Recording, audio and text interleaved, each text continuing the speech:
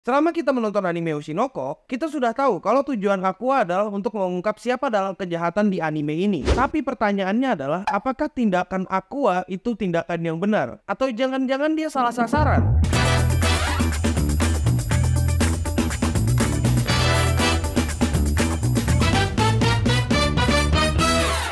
Halo para wibu denial, jadi hari ini aku mau ngomongin apa aja yang kalian lewatkan dalam anime Oshinoko. Dan ada beberapa hal yang mau aku diskusikan dengan kalian semua. Yang mau aku diskusikan, yang pertama sejauh apa kebohongan Ai. Kedua, apakah Ai pernah merasakan jatuh cinta. Dan yang ketiga, siapa yang jahat di anime ini. Kalian tenang dulu, aku datang dengan hipotesa ini atau datang dengan teori ini setelah aku nonton animenya sampai episode 8. Dan sedikit membaca novel yang dikeluarkan Haka Akasaka. Novelnya novel singkat doang. Jadi kalian gak perlu terlalu khawatir lah dengan yang namanya spoiler. Jadi kita bisa diskusi dengan santai. Pertama, kita bahas dulu sejauh apa kebohongannya Ai. Dari episode 1 di bagian belakang, kita mendapatkan fakta dari Ai kalau ternyata dia itu nggak pernah mengungkapkan perasaannya yang sebenarnya. Setelah dimention oleh manajernya kalau mereka akan konser di Dome, sebenarnya Ai nggak peduli. Yang Ai pedulikan di sini adalah semakin dia populer, maka orang-orang di sekitarnya akan ikutan senang. Jadi, dia selalu berusaha untuk menyenangkan orang-orang dengan jawaban yang dia punya. Ketika Ai semakin populer, maka manajer dan orang-orang di sekitarnya akan ikut senang. Maka, yang dilakukan Ai adalah dia akan ikut pura-pura senang juga ketika orang lain senang. Dia selalu berusaha untuk menyenangkan orang-orang di sekitarnya dengan jawaban yang dia berikan tanpa berpikir. Sampai-sampai dia nggak tahu mana lagi yang bohong dan mana lagi yang jujur.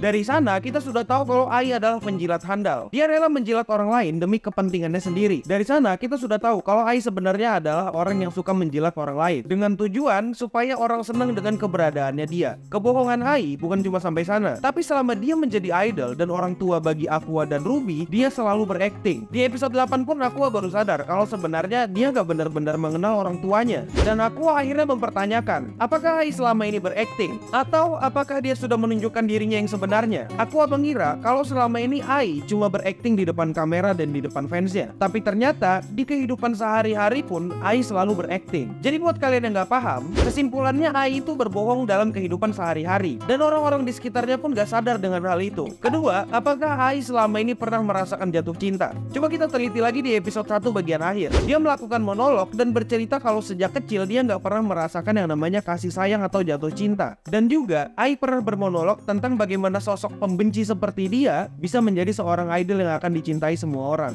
Monolog ini diucapkan ketika Aqua dan Ruby udah cukup gede. Dan timelinenya Ai sudah dekat dengan konser Dome. Dengan kata lain artinya, meskipun sudah hubungan begituan, dia nggak pernah merasakan jatuh cinta sama sekali. Dan Ai berpikir kalau dia melahirkan anak hasil hubungan itu, dia bakal merasakan cinta. Bukti lain Ai gak pernah merasakan cinta dan dia melahirkan anaknya untuk merasakan cinta ada di monolog ini. Selama aku menjadi ibu, mungkin aku akan mencintai anak-anakku. Aku gak pernah memberitahu anak-anakku kalau aku mencintai mereka karena aku takut itu adalah kebohongan. Oke, buat kau yang gak paham bakal aku persingkat lagi. Intinya, Ai itu gak pernah benar-benar merasakan jatuh cinta meskipun sudah pernah dekat dengan satu cowok. Salah satu contohnya lagi ada di novel singkat yang berjudul 45510. Saat acara livestream, Ai bilang kalau dia nggak pernah paham dengan bagaimana rasanya jatuh cinta. Dan livestream itu dilakukan ketika Ai comeback, yang artinya dia sudah melahirkan anak-anaknya. Singkatnya lagi, Ai itu nggak pernah benar-benar merasakan jatuh cinta, bahkan sama cowok yang menghamili dia. Terus kira-kira apa sih alasan Ai nggak pernah merasakan jatuh cinta? Ini masih kemungkinan dan ini berdasarkan apa yang ku dapat dari source yang tersedia. Jadi gini ceritanya.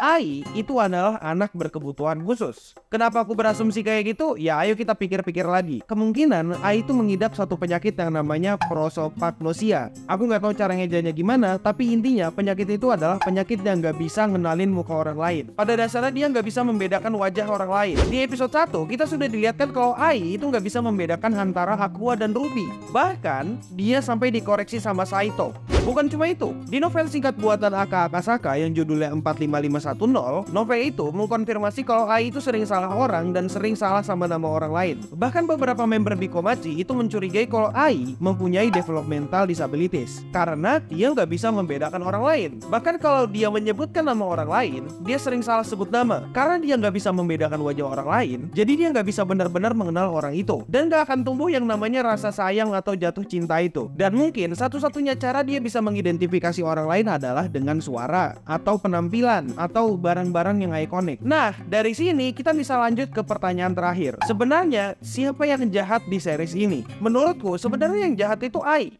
Ayo kita breakdown satu-satu dulu. Pertama, Ai selalu berbohong supaya orang lain seneng dengan keberadaannya di sana. Kedua, Ai nggak pernah jatuh cinta bahkan ke cowok yang udah ngehamilin dia. Satu-satunya momen terakhir di mana Ai mengungkapkan atau memahami rasa cinta itu ya pas sama anak-anaknya yang terakhir. Dengan dua intisari pembahasan itu, aku bisa menyimpulkan kalau Ai sebenarnya orang jahat juga. Karena gini, Ai itu selalu berakting dan akhirnya ada cowok atau orang yang jatuh ke tangannya Ai. Dan setelah itu, Ai memanipulasi cowok itu supaya ngehamilin dia. Atau sebenarnya mungkin Ai gak punya rasa dari awal, tapi dia bisa membuat cowok itu jatuh cinta dengan dia. Dan akhirnya Ai memanipulasi cowok itu. Kenapa Ai mau punya anak dengan cowok itu? Mungkin Ai berpikir kalau dia punya anak, mungkin dia bisa sayang dengan anak-anaknya nanti. Aku berpikir kayak gini karena episode 1 di situ ada monolognya Ai yang ngomong, aku percaya kebohongan ini suatu saat akan menjadi nyata, bahkan jika suatu hari aku harus membayar semuanya. Dengan kata lain, demi memuaskan rasa penasarannya dengan cinta, dia rela berbuat apapun meskipun dia harus membayar semuanya dengan nyawa. Alasan ayahnya Aqua dan Ruby mengirimkan stalker ke rumahnya Ai itu nggak lebih dari upaya untuk mengamankan karirnya dia. Karena kalau ada kontroversi, jelas karir mereka berdua akan jatuh. Jadi itu dia teoriku atau hipotesaku tentang Ai. Buat kau yang nggak paham, akan kuulangin sekali lagi biar paham. Pertama, Ai itu memanipulasi cowok itu